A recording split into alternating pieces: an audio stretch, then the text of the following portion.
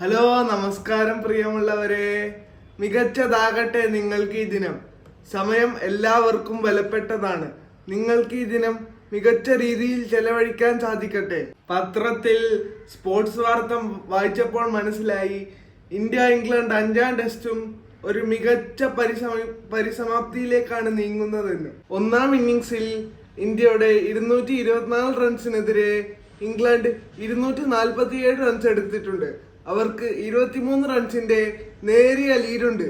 India batting തുടങ്ങിയപ്പോൾ അർദ്ധ century നേടിയ യശസ്വി ജയ്സ്വാളും നൈറ്റ് ബാറ്റ്സ്മാനായി വന്ന ആകാശ് ദീപുമാണ് ഇപ്പോൾ ഇന്ത്യക്ക് വേണ്ടി ക്രീസിലുള്ളത്. KL രാഹുലും സായി സുദർശനുമാണ് പുറത്തായ ബാറ്റ്സ്മാൻമാർ.